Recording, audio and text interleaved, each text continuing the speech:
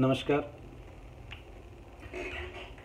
MA के विद्यार्थियों के चौथे पेपर के रूप में जो विकल्प हैं उन विकल्पों में प्रेमचंद भी एक विकल्प है और राजस्थानी भाषा एवं साहित्य भी एक विकल्प है। इन दोनों ही विकल्पों की जो पाठ्य सामग्री है वो विद्यार्थियों के लिए उपलब्ध रहेगी। पिछली बार विद्यार्थियों ने प्रेमचंद का चुनाव किया था और इसीलिए प्रेमचंद पर जो पाठ्य सामग्री है उस सामग्री को हम उपलब्ध करवा रहे हैं।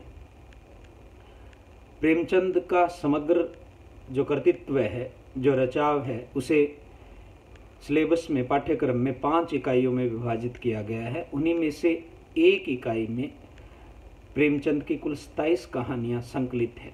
मानसरोवर के प्रथम भाग से ली गई इन 27 कहानियों में प्रेमचंद की कहानी कला, प्रेमचंद की कहानियों का वैशिष्ट्य, उनकी प्रासंगिकता, ये सवाल तो पूछे जाएंगे ही। साथ ही इन 27 कहानियों की परिप्रेक्ष्य में दो सवाल है वो सामान्य रूप से सभी कहानियों पर लागू होते हैं और उनमें से एक पहला सवाल तो ये है कि कहानी के तत्वों के आधार पर कहानी की समीक्षा से संबंधित प्रश्न पूछा जा सकता है। और दूसरा जो सवाल है कि किसी भी कहानी का उद्देश्य, उसका प्रतिपाद्य या उसमें निहित जो संदेश है, उस संदेश से जुड़ा हुआ जो सवाल है, उद्देश्य से जुड़ा हुआ सवाल है, वो आपसे पूछा जा सकता है। पिछले व्याख्यान में हमने ठाकुर का कुआं, प्रेमचंद की जो कहानी इन 27 कहानियों में शामिल है, उस पर थोड़ी सी चर्चा की और उस कहानी की प्रासंगिकता अभी जो साहित्य में दलित विमर्श चल रहा है उस दलित विमर्श के परिप्रेक्ष्य में हमने की थी। और प्रेमचंद की ठाकुर का कुआं कहानी के साथ साथ हमें सदगति और सदगति के दुखी चमार या कफन कहानी के घिस्सू और माधव है, उनका भी हमने उल्लेख किया था। और साथ ही साथ दलित साहित्य में जो 2 धाराएं चल रही हैं, जिसे हमने सामान्यतः स्वानुभूति और सहानुभूति के अलग अलग खंडों में हमने विभाजित किया था, उसके संदर्भ में भी थोड़ी सी चर्चा हमने की थी। तो प्रेमचंद की कहानियों पर जो पूछे जाने वाला जो सवाल है कि प्रेमचंद की कहानी का उद्देश्य बताइए, उसी क्रम में आज हम इस व्याख्यान में चर्चा कर रहे हैं। और अगर इस कहानी का उद्देश्य हम देखें तो एक शब्द में उसे इस रूप में कहा जा सकता है, एक वाक्य में, कि सामाजिक न्याय की मांग अगर किसी कहानी में की गई है तो वो ठाकुर का कुआं है। अब सवाल ये है कि ये सामाजिक न्याय कौन सा है, तो इसके लिए इस कहानी को या इस कहानी की जो पृष्ठभूमि है उस पृष्ठभूमि को हमें थोड़ा सा समझना पड़ेगा। इस कहानी में 2 पात्र हैं, जोखू और गंगी, और ये दंपत्ति हरिजन हैं। हरिजन बस्तियां हम जानते हैं कि स्वर्ण शासित भारत में गांव के दक्षिण में या पश्चिम कोने में बसाई जाती थी और इन्हीं बस्तियों में सबरी, शंबुक और एकलव्य के वंशज फूस की बनी झोंपड़ियों में निवास करते हैं, जिनकी छतें तो उनकी होती थी लेकिन फर्श है वो सामंतों के होते थे और इन झोपड़ियों से उन्हें किसी भी समय बेदखल किया जा सकता था। ऐसी ही एक हरिजन बस्ती में ठाकुर का कुआं कहानी में गंगी और जोखू का जोड़ा है वो प्यास के मारे तड़फ रहा है। कारण क्योंकि वहाँ उस बस्ती में कोई भी पीने के पानी का साधन नहीं है। पीने के पानी के साधनों का जो स्वामित्व है वो इस ग्रामीण भारत में हमेशा स्वर्ण लोगों के हाथों में रहा है। कुएं बस्तियों से बहुत दूर होते हैं और जिस कुएं से गंगी पानी भरकर लाई है उस कुएं में कोई जानवर गिर कर के मर गया है और उसकी जो सड़ांध है वो सड़ांध पूरे पानी में समा गई है।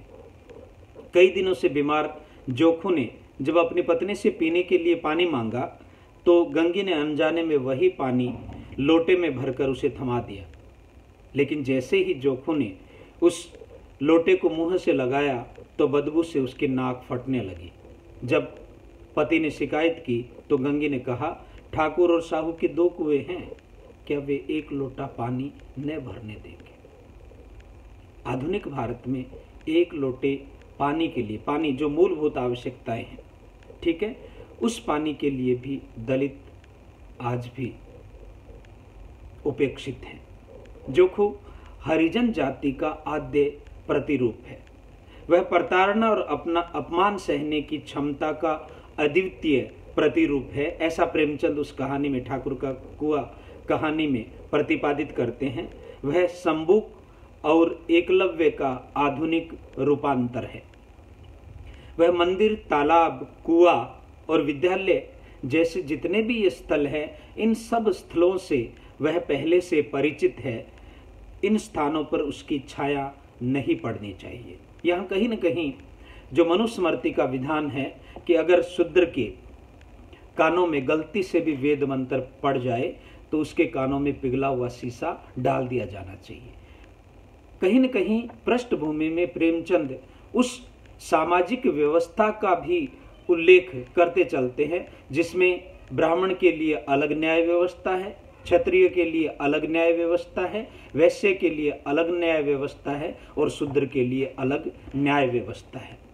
स्वामित्व का सवाल उठा करके कहीं न कहीं सदियों से स्वामित्व से विहीन कर दिए गए दलित या अछूत की जो पीड़ा है, उस पीड़ा को भी प्रेमचंद इस कहानी में कहीं न कहीं उभार करके लाता है। ये एक ऐसा कैनवास है जिस पर प्रेमचंद लिख तो कुछ और रहा है, लेकिन जैसा साहित्य में होता है कि साहित्य में हमेशा जो लिखा जाता है वो पढ़ा नहीं जाता और जो पढ़ा जाता है वो समझा नहीं जाता। इस अदृश्य लिपि में प्रेमचंद ने इस कहानी के इतर जो लिखा है, उस लिखे हुए को भी पढ़ना हम सब पाठकों के लिए, जागरूक पाठकों के लिए बहुत जरूरी है। बिटवीन द लाइन्स, लाइन के बीच का जो अंतराल है, उस अंतराल में प्रेमचंद ने जो लिखा है, उस अंतराल को पढ़ना भी हमारे लिए बेहद जरूरी है। हाशिए पर बिखरे हुए जो हर्फ हैं, उन हर्फों को जो लिखे नहीं गए हैं, उनको भी इस कहानी के साथ साथ पढ़ा जाना बहुत जरूरी है। और इस पढ़े जाने के क्रम में कहीं न कहीं जो मनुस्मृति का विधान है, उस विधान के अंतर्गत जो सामाजिक व्यवस्था हमने दलितों पर और अछूतों पर आरोपित कर रखी थी सदियों से, उसे भी प्रेमचंद कहीं न कहीं उभारता है। और जब हम कहानी पढ़ते जाते हैं तो कहानी में जो लिखा गया है वो तो कहीं न कहीं पीछे चला जाता है, और जो नहीं लिखा गया है वो कहीं न कहीं हमारे सामने उभर करके आता है। और इसीलिए प्रेमचंद ये कह रहा है कि इन सब साधनों से, चाहे वह मंदिर हो, चाहे तालाब हो, चाहे कुआं हो और चाहे विद्यालय हो, इन सब से जोखू भली भांति परिचित है। और वो ये भी जानता है कि सामाजिक विधान में इन सब पर, जिन पर स्वर्ण का स्वामित्व है, उसकी छाया नहीं पड़नी चाहिए। अगर गलती से उसकी छाया पड़ गई तो उसके लिए शारीरिक दंड का विधान है, और न केवल विधान है बल्कि उसे वह दंड भुगतना पड़ेगा। उसके हाथ पैर तोड़ दिए जाएंगे, उसकी झोंपड़ी, जिसकी छत तो उसकी है लेकिन उसकी जमीन सामंत की है, उस झोंपड़ी को जला दिया जाएगा। और यह जातगत अनुभव है, ये जोखू के व्यक्तिगत अनुभव में तत्काल प्रतिबिंबित होता हुआ इस कहानी में हमें दिखाई देता है। और वह अपनी पत्नी से कहता है, जो पत्नी अपने भीतर अपने पति की व्यथा को देख करके अपने भीतर ये साहस बटोरती है कि ठाकुर या साहू के कुएं से वह 1 लोटा पानी भर करके अपने पति के लिए ले आएगी, तब पति क्या कहता है कि हाथ पैर तुड़वा आएगी और कुछ न होगा, बैठ चुपके से। ब्राह्मण देवता आशीर्वाद देंगे, ठाकुर लाठी मारेंगे और साहू 1 के 5 लेंगे। गरीबों का दर्द कौन समझता है? यहाँ गरीब शब्द है, इसमें सबसे बड़ा व्यंग्य छुपा हुआ है। क्यों? क्योंकि गरीब के साथ जो सामाजिक व्यवस्था है और सामाजिक व्यवस्था के साथ साथ जो जातीय व्यवस्था है, जिस जातीय व्यवस्था ने इस देश की एक बहुत बड़ी आबादी को गरीबी के दलदल में धकेला है, जिन्होंने स्वामित्व के साधनों से उसे सदियों से वंचित रखा है, और इसीलिए वे न केवल अछूत होने का, दलित होने का दंश झेल रहे हैं, बल्कि दलित और अछूत होने के साथ साथ गरीब होने का दंश भी वो झेल रहे हैं। और इसीलिए वो कह रहे हैं कि ऐसे लोग, ऐसे कौन से? वे सारे के सारे लोग जिन्होंने इस सामाजिक व्यवस्था को आरोपित किया है, क्या वे पानी भरने देंगे? क्या वे इतने सहृदय हैं जिन्होंने सदियों से हमें स्वामित्व से वंचित किया हुआ है, क्या वे एक लोटा पानी हमें भरने देंगे? दरअसल ठाकुर का कुआं सामाजिक विभाजन का एक मूर्त रूप हमें दिखाई देता है, जो स्वर्ण और अछूत को बहुत बारीकी से पृथक करता है, बल्कि दोनों की सामाजिक स्थितियों के गहरे भेद को भी प्रतिबिंबित करता है। वह धनी और गरीब में, शासक और शासित में, उत्पीड़क और उत्पीड़ित में, शोषक और शोषित में विद्यमान विरोधों को पूरी तरह उजागर कर देता है। धन्यवाद।